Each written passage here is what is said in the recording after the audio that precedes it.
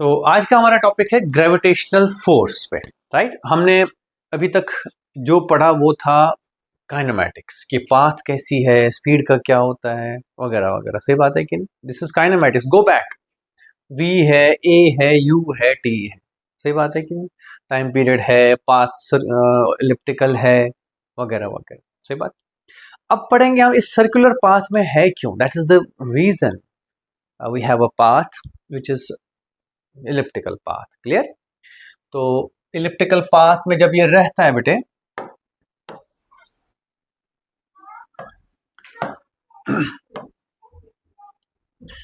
ये प्लेनेट है, ये सन है। राइट, ये पढ़ा था ना हमने, याद रहे। सन सेंटर पे नहीं होता है, सन किसी एक फोकस पे होता है। फोकस दो होते हैं इलिप्स के। और मेरे बच्चों, खास बात अभी हम डिस्कस कर रहे थे, this is perihelion and this point is aphelion. मैंने पिछली बार नहीं बताया था, बट अभी पता चला तो ध्यान गया तो समझ लेते हैं। पेरीहेलियन मीन्स नजदीक से नजदीक, और एपीहेलियन मीन्स दूर से दूर पॉइंट जो सन से हो। यहां से सबसे दूर पॉइंट है एपीहेलियन और नजदीक पॉइंट है पेरीहेलियन। पेरीहेलियन पे सबसे ज्यादा वेलोसिटी होगी, speed not velocity, because velocity का कोई मतलब नहीं, वो डायरेक्शन वैसे भी बदल रही है। और एपीहेलियन पे सबसे स्लो होगा ये चलता होगा। उसके लिए कौन सा, पिछले हमने इसमें पढ़ा था, कौन सी क्वांटिटी है responsible? Angular momentum. Right, Arshit याद है कि नहीं? एंगुलर मोमेंटम कंजर्व रहता है because of a force which is central, which is always acting through this point of rotation. With the result, it cannot exert any torque, and with the result, angular momentum cannot change of this mass with respect to this point जो हमने focus माना है, जहां पे हमने सन रखा हुआ। सही बात है? ओके, अब पढ़ते हैं कि ये जो इस पर्टिकुलर तरीके में है, जा रहा है, सपोज सर्कुलर मोशन ही कह लो फिलहाल, चलो सर्कुलर नहीं तो एटलीस्ट इलिप्टिकल मोशन।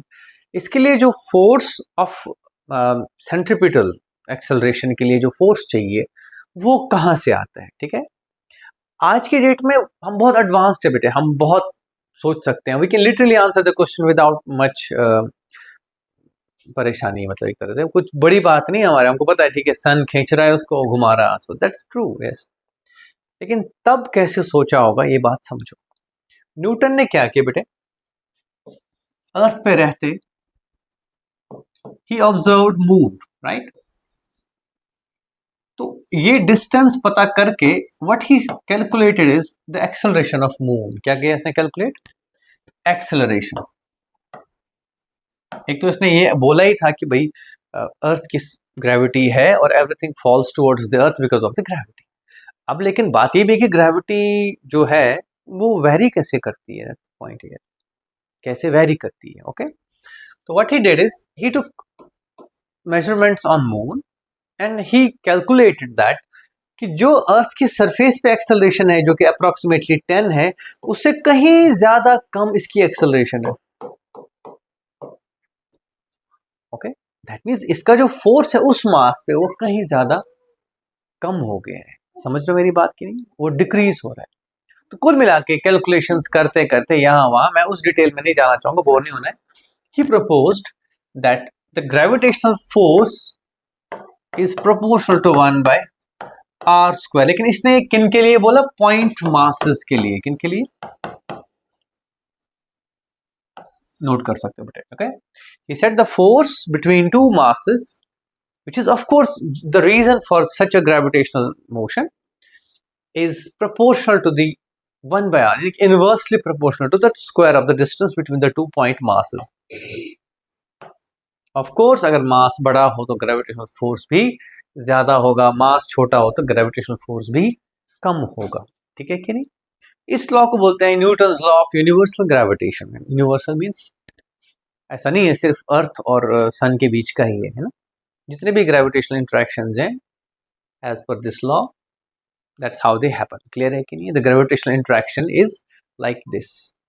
नोट कर लिया? ठीक है, तो we can write it mathematically, F is proportional to m1 into m2 divided by r square अगर हमारे पास दो मासेस हैं, पॉइंट मासेस, इनका डिस्टेंस r है सेंटर टू सेंटर, कह लो क्या इनमें पॉइंट मासेस तो सेंटर से क्या मतलब है, तो the distance is r and the masses are m1 m2, then the force is equal to m1 m2 by r square proportional, है ना।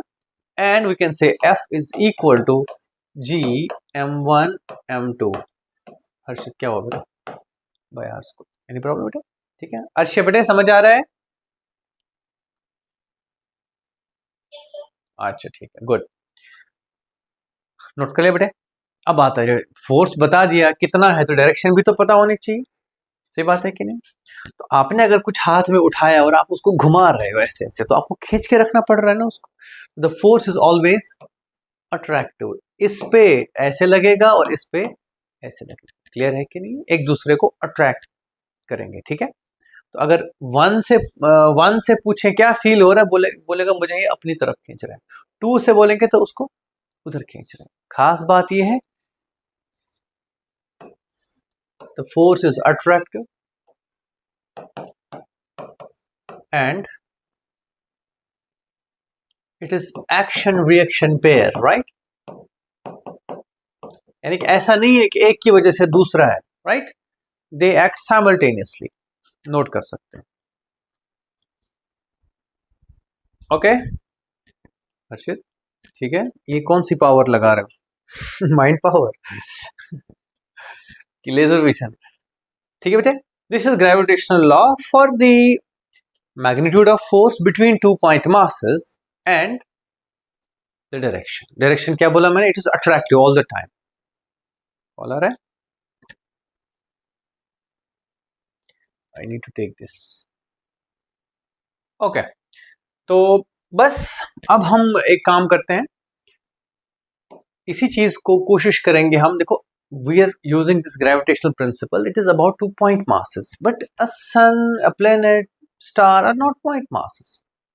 How do we apply this law onto them?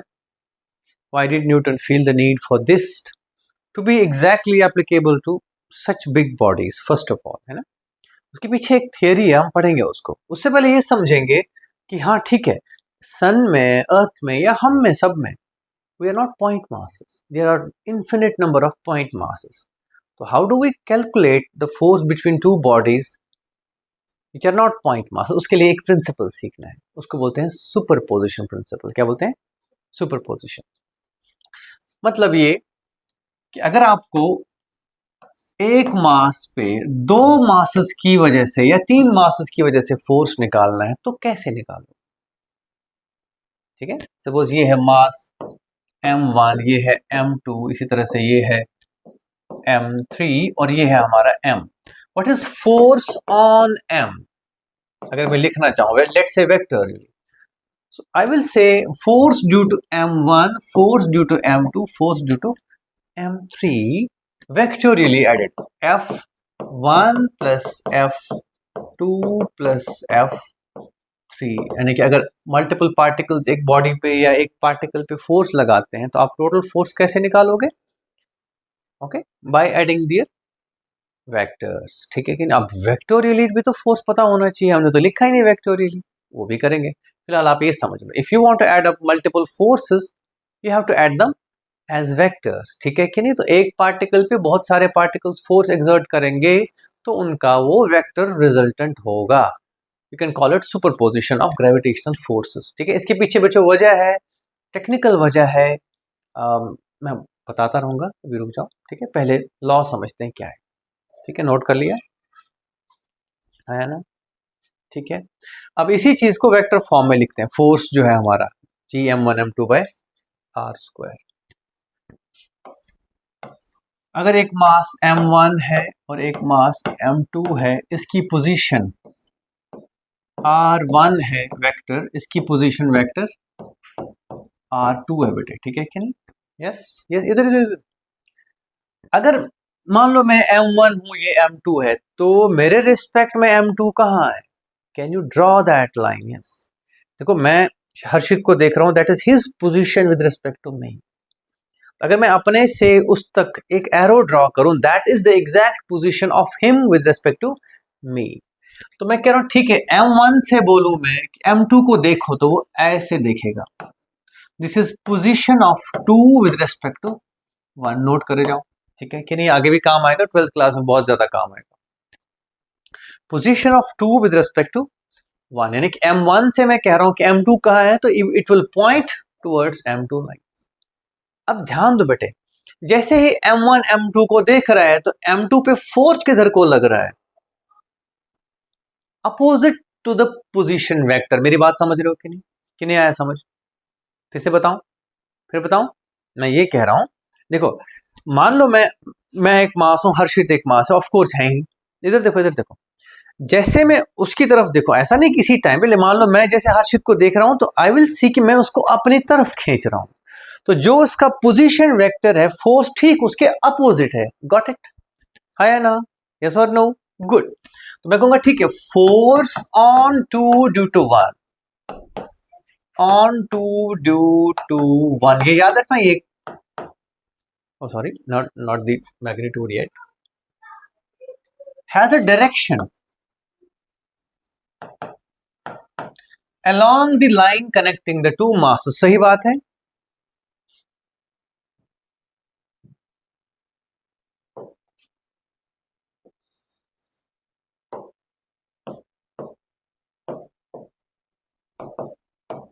ये terminology ध्यान रखना, F21 means on two due to 1, F12 क्या होगा, on 1 due to 2।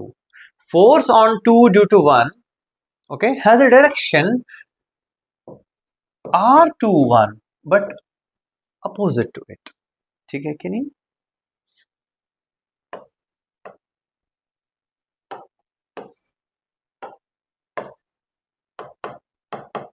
सही बात है कि नहीं? बाकी देखो मैग्नीट्यूड हमको पता चल चुका है ना, मैग्नीट्यूड पता है, लेकिन डायरेक्शन इंपॉर्टेंट है, नोट करो।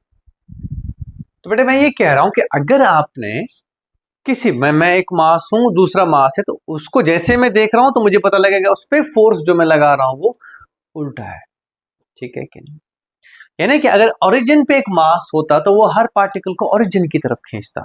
समझ गए कि नहीं? ध्यान दो इधर, सही बात है कि नहीं? दैट मीन्स डायरेक्शन निकालने के लिए क्या निकालना है हमको? ओके, तो आई विल से ठीक है यार, ये जो फोर्स है, अब मैं अगर लिखना चाहूं इसको, F21 is equal to G M1 M2 by इसका मैग्नीट्यूड, तो कहना है से R21 का मैग्नीट्यूड स्क्वायर चलेगा, है ना? मतलब ये जो डिस्टेंस M1 से M2 तक है तो वो इसी वेक्टर का ही मैग्नीट्यूड तो है कि नहीं है? सही बात है। मल्टीप्लाइड बाय डायरेक्शन के लिए मैं -R21 का यूनिट वेक्टर यूज करूंगा। Got it? ठीक है, R21 का यूनिट वेक्टर। मेरी बात समझ गए कि नहीं? मुझे बस इतना चाहिए था कि इस फोर्स की डायरेक्शन कैसे होगी, along the unit vector but opposite to that. ठीक है, यानी कि मैं ऐसे एक यूनिट वेक्टर रखा, this is R21 unit vector but force is, ये डायरेक्शन है। ठीक है कि नहीं? तो वेक्टर फॉर्म में Newton's law of universal gravitation ये है। ठीक है, सीधे सीधे ऐसे लिखोगे, इतना ही ध्यान रखना बस कि R21 मेरे बच्चों is R2 minus R1, and कोई भी यूनिट वेक्टर निकालने के लिए वेक्टर फुल लिखो और मॉड्यूलस से डिवाइड करो। ये दोनों चीजें एडिशनली साथ में लिखना, बाकी मैं प्रॉब्लम में कराऊंगा, ये नोट करो, इसको नोट करना बेटा। वेक्टर फॉर्म पे क्वेश्चन करते हैं। अभी हमें क्या क्या समझ आया कि फोर्स कितना है, चलो ठीक है, directly along the line connecting the two masses and attractive force है, ये हम समझ गए। फिर हमने देखा कि अगर मल्टीपल पार्टिकल्स की वजह से फोर्स हो तो उसको आप वेक्टर एडिशन करोगे, तो वेक्टर फॉर्म भी लिख ली। फिर how do we express this this law of gravitation in vector form? ठीक है, ऐसे। लेकिन this as well as the other one demands a problem first of all, then we can move forward. एक मास है, let's say 10 kg at a position, let's say 7 2। ठीक है, दूसरा मास है at a position, let's say this, ये है 20 kg, 20 नहीं 50,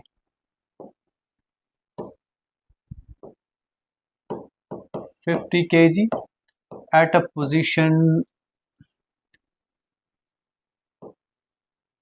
like मैंने ये ना ये थोड़ा अटपटा बनाया तो ध्यान रखना,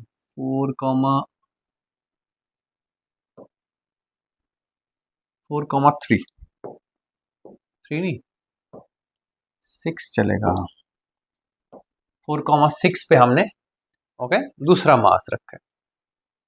ये मैंने बनाया नहीं टू द स्केल, समझो बात को, एक मास है, चलो इसको हटा दो फिलहाल, नहीं बता, हटाने का कोई मतलब नहीं है, रुको मैं बताता हूँ।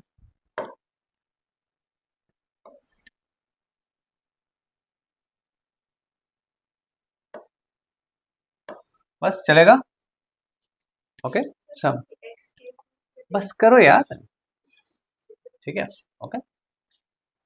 We have to find the force between them and at least direction in case of this F50/10, मतलब समझ रहे हो, force on 50 mass because of 10 kg, ठीक है, okay. Let's write it down. F, पहले ध्यान दो,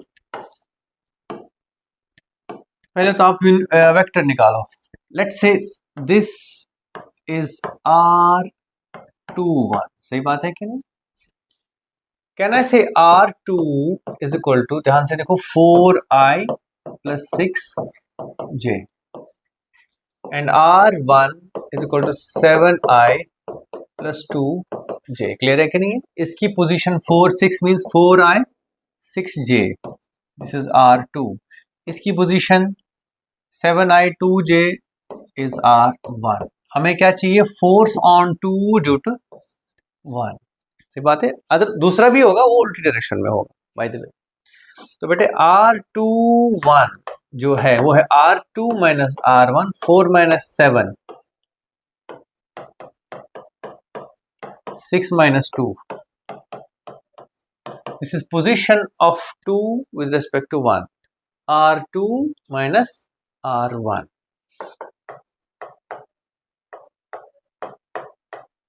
ठीक है बेटे, that is minus 3I plus 4J, ये कुछ जबरदस्ती नहीं हुआ कुछ, हाँ ठीक है, ठीक, हाँ नहीं सही बात है, 2 ऊपर नहीं नीचे होगा, y, ठीक है, ठीक है, we'll have to rethink about it, but रहने दो, है ना, गलत बनाया है मैंने, उल्टा बनाया, ओके नेवरदलेस। अच्छा ठीक है, तुम इतना दुखी मत हो, नई डायग्राम बनाता हूँ मैं, तुम बच्चे हो।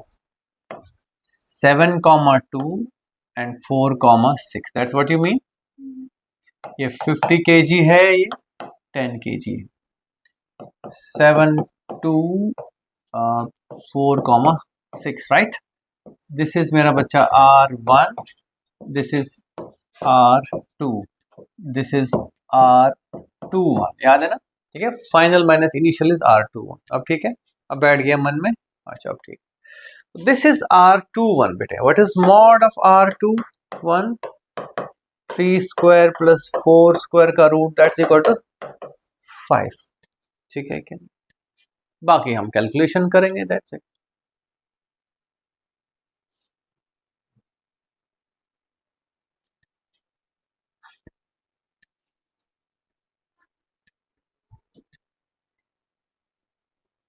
ठीक है,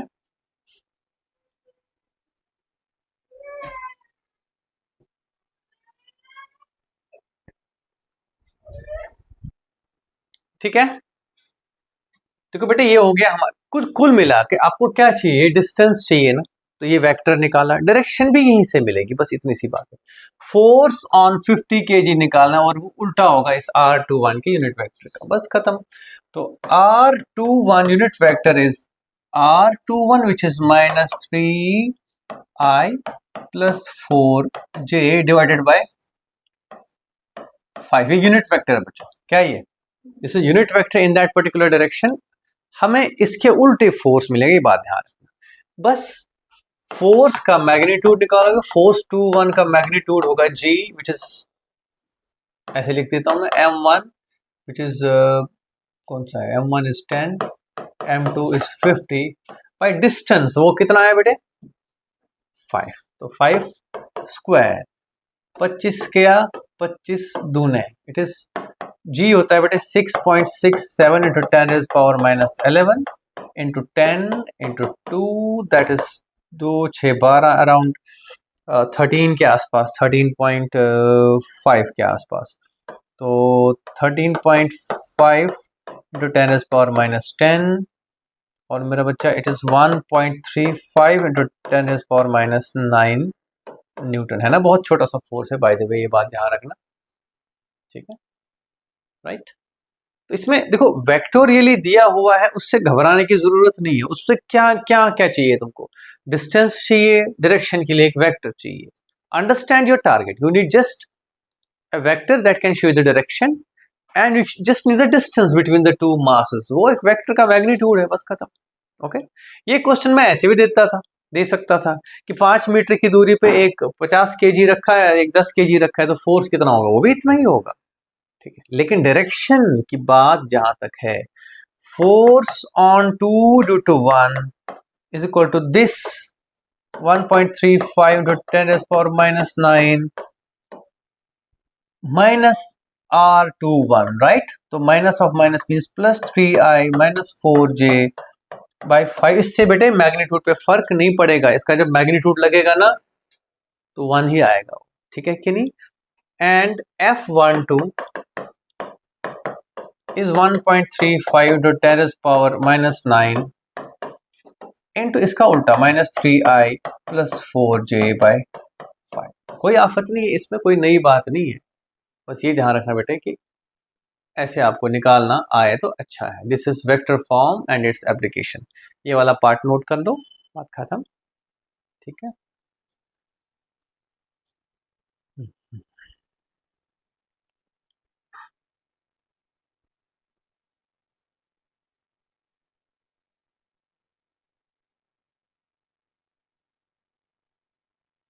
तो समझ लगा, प्रॉब्लम टाइम लगाती है ना, सो करो इनको, करो थोड़ा थोड़ा करो पहले, तो फिर ज्यादा करो।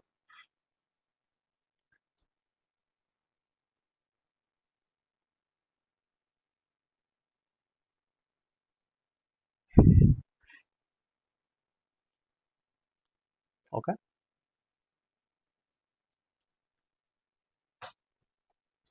ये तो हो गया finding force between to masses, ठीक है। अब एक क्वेश्चन है,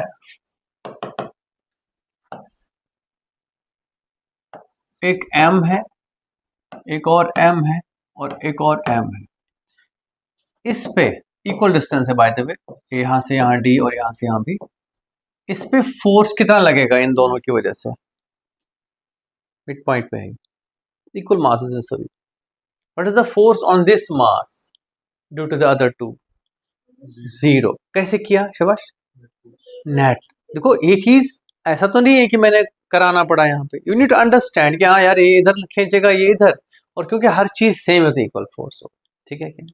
अगर मैं यहाँ 2m कर दूं, अब इधर को ज्यादा होगा उधर कम, तो it might start accelerating here, ये बात ध्यान रखना, ये फोर्स चेंज होता रहेगा by the way, as it moves closer to closer ये वाला फोर्स कम होता जाएगा, ये वाला बढ़ता जाएगा, ये मत भूलना बेटे, सही बात है कि है ना।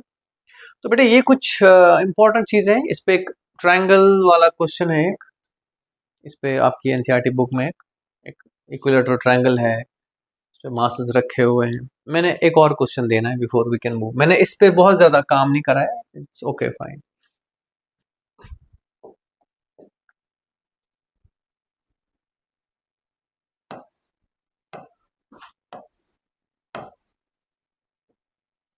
एक स्क्वायर है, 4 मासेस रखे हैं इस पे और बीच में एक छोटा मास है, ये सब m m m और m, कितना फोर्स होगा इस पे, centre of zero, again due to symmetry, ठीक है कि नहीं।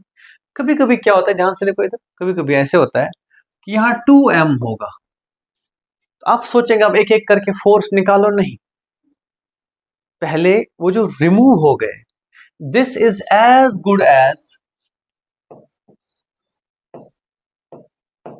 m एंड m, मेरी बात समझो ध्यान से, देखो देखो ये m, इसमें से एक m, ये m और ये m, इन दोनों, इन सभी का क्या था, 0, तो हटा दो उनको, बचा क्या, only one of the two m's here, वो रख दिया, you can solve the problem at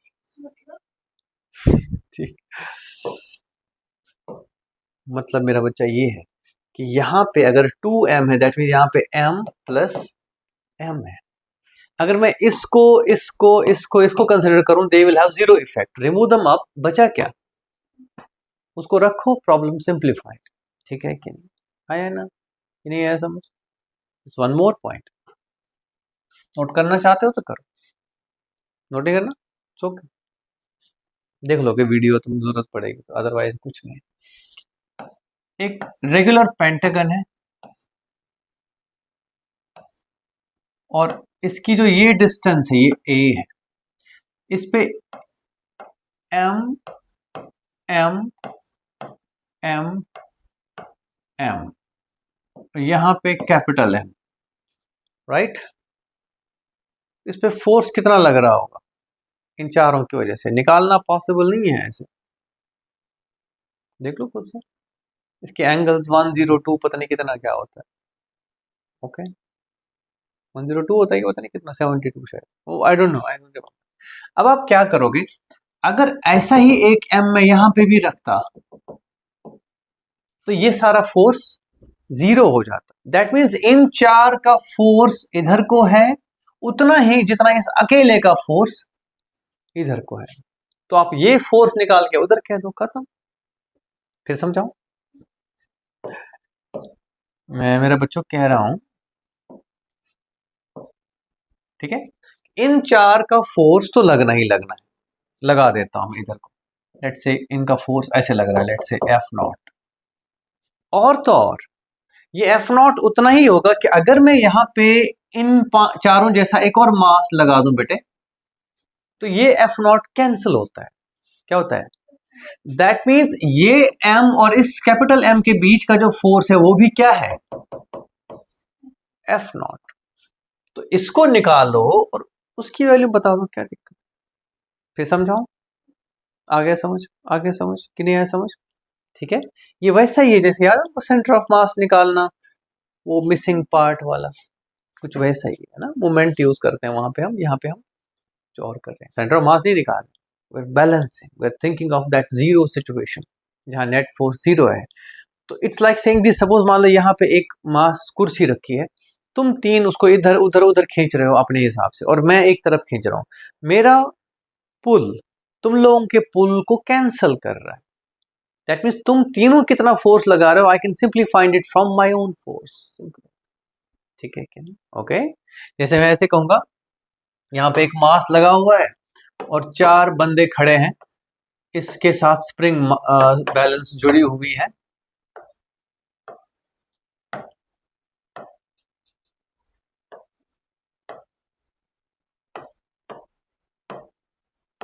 चारों बंदों के हाथ में क्या है, एक स्प्रिंग बैलेंस है, ठीक है, क्या है, स्प्रिंग बैलेंस, एक बीच में एक गोला है, रिंग है, उसको खींच रहे हैं।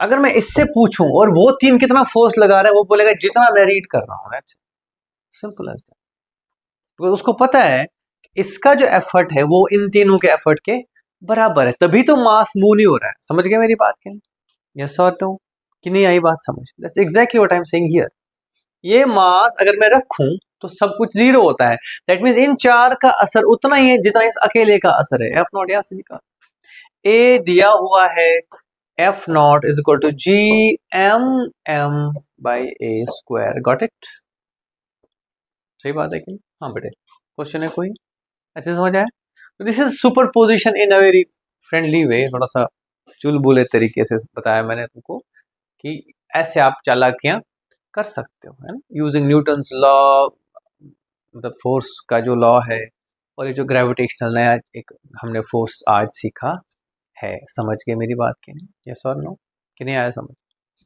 पक्का, वी हैव 7-8 मिनट्स मोर, तब तक मैं एक और छोटा सा टॉपिक बताऊँ, नींदर नहीं लगानी यहाँ पे, तुम ही थोड़ी हो पढ़ते यहाँ पे, ओके मिटा दूं, अर्षे बेटे समझ आए अच्छे से,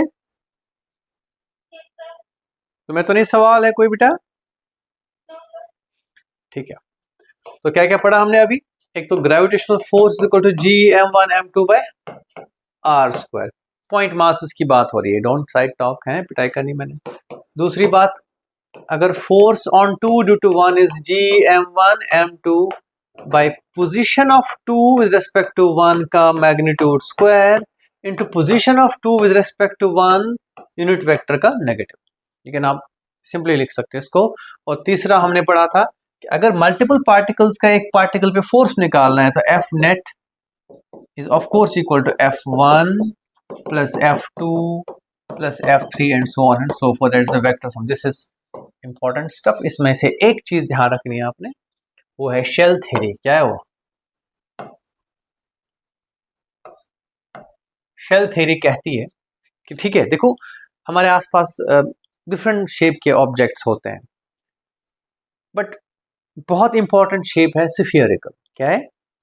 हाँ, तो अगर एक खाली शेल हो, क्या हो? खाली शेल समझते हो?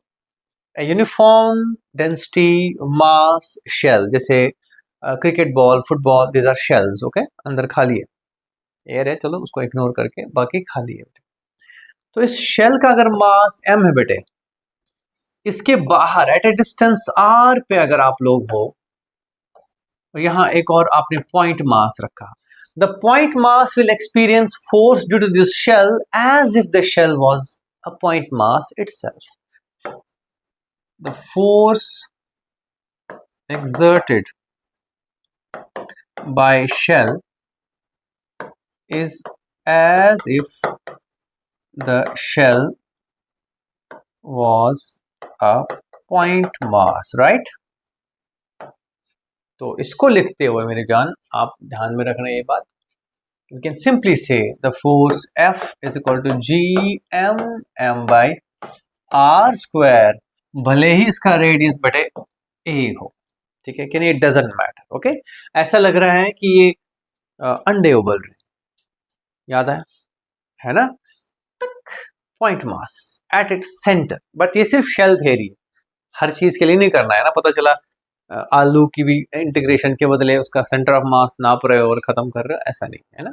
Just for shells, if there is a shell, हाँ बेटे, ठीक है, so a shell exerts a force as if it was behaving as a point mass, लेकिन conditions apply।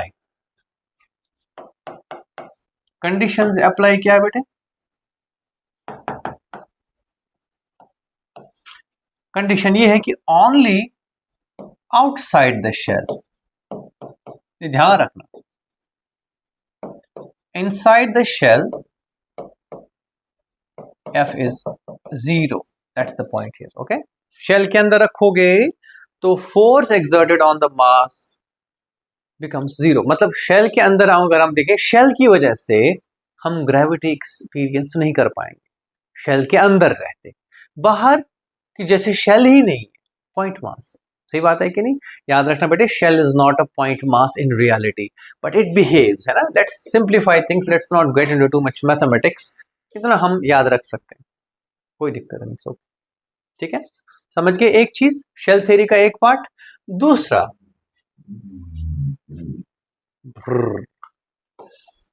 ना साफ करना पड़ेगा। दूसरा है कि अगर मैं देखो स्फीयर है, स्फीयर भी क्या है सोचो, शेल के ऊपर शेल के ऊपर शेल के ऊपर शेल। सही बात है कि नहीं? Shell plus shell plus shell plus shell plus shell shell shell, तो कोई दिक्कत नहीं है, इन सभी शेल्स का सेम ही हाल होगा। फिर से G M sphere into M point mass by R, R is again the distance from this centre. ये बात ध्यान रखना बेटे, भले ही इसका रेडियस ए है। क्लियर है कि नहीं?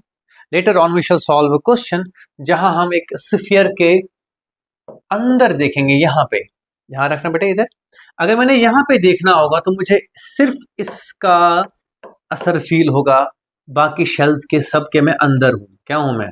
Will talk about this next, जब हम ग्रेविटेशनल फील्ड करेंगे। फिलहाल आप ये ध्यान रखो, कहाँ कहाँ फोर्स एक्सपीरियंस होता है एक पार्टिकल पे स्फीयर की वजह से।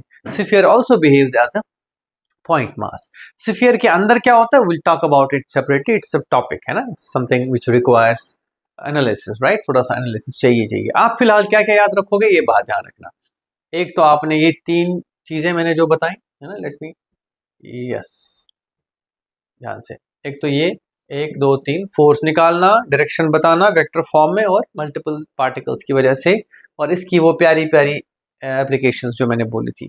दूसरा, शेल थ्योरी इज, मतलब shell is one of the simplest shapes जिसके लिए हमने फोर्स निकालना हो तो नॉर्मली हम इंटीग्रेट कर करके, देखो बेटे ध्यान से देखो, इस पे फोर्स ये पार्टिकल भी लगाएगा, ये भी लगाएगा, ये भी लगाएगा, बहुत सारे लगाने थे, लेकिन that is a tedious way, it's very tough, it's a strong mathematical background चाहिए, फिलहाल हमारे पास तो नहीं है, ठीक है कि नहीं, लेकिन हम एटलीस्ट इतना तो समझ सकते हैं, सिमेट्री इज ब्यूटीफुल हियर। एक shell behaves as a point mass, लेकिन कहाँ पे, अपने सेंटर पे रखा हो, ठीक है, अंडा उबल रहा होता है, गंजा नहीं उछल रहा होता, ठीक है कि नहीं, समझ गए मेरी बात की नहीं। जबकि एक स्फीयर भी यही करेगा, स्फीयर शेल में फर्क नहीं है जब तक आप स्फीयर शेल के बाहर हैं, शेल के अंदर जाओगे तो फोर्स कितना हो जाएगा, देयर इज नो इंटरेक्शन, यानी कि आप ऐसे समझ लो, मान लो आप किसी प्लेनेट की तरफ खींचे जा रहे हो, खींचे जा रहे हो, और पता चला वो प्लेनेट अंदर हॉलो है, let's assume an imaginary scenario, देखो देखो इधर देखो, ध्यान से देखो, I will give you imagination dose, note तो नहीं कर रहे थे, मान लो एक शेल्स है एक,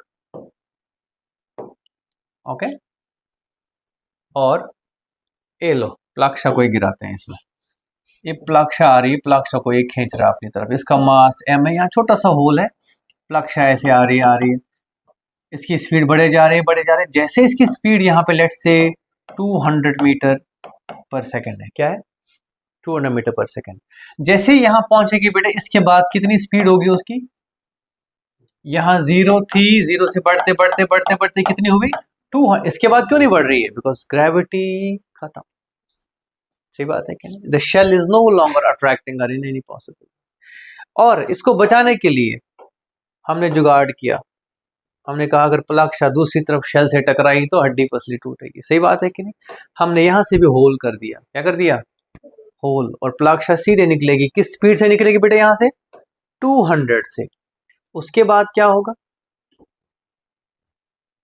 उसके बाद क्या होगा बेटे, इसकी स्पीड फिर कम होती जाएगी, कम होती जाएगी, जब तक, बिल्कुल बेटे, जब गई ना तो तुम्हारी कम होगी ना स्पीड, फिर से वापस बुलाएगा, फिर ऐसे टंग टंग टंग टंग, ठीक है कि नहीं, दैट वाज समथिंग, है ना, ओके, घूमता नहीं है ये, मुझे लगा घूमता भी होगा शायद, ठीक है कि नेवरदलेस, समझ गए कि नहीं, देयर इज अ मूवी, देखने मत बैठना है ना, बट ये है कि टोटल रिकॉल है ना, उसमें अर्थ के थ्रू एक टनल होती है बेटे ऐसे, okay, from Britain to Australia, Australia is suppose to be the colony, Britain is suppose to be the country, right, और उसमें ऐसी एक टनल होती है, उसमें ट्रेन चलती है, बस यहाँ लोग बैठते हैं और ट्रेन को छोड़ देते हैं, तो वो टिक टिक टिक टिक टिक टिक यहाँ तेज जाएगी, फिर रिवर्स होती है, फिर यहाँ पहुंचेगी, यहाँ लोग उतरते हैं, इसको लॉक कर लेते हैं तब तक, फिर वापस बैठते हैं, ये खुद आती है, कोई फ्यूल नहीं चाहिए, इट्स लाइक सेइंग दिस, इस अर्थ में मैंने टनल बनाई, कोई चीज छोड़ दी तो वो नीचे ही तो गिरेगी, नीचे जाते जाते कहाँ जाएगी, दूसरी तरफ, वहां से भी नीचे ही गिरेगी, तो मीन्स यहाँ वापस आएगी, यहाँ से नीचे गिरी, यहाँ से वापस नीचे गिरी, हर तरफ, it's interesting and it is something theoretically possible. Thank you and bye bye. Take care.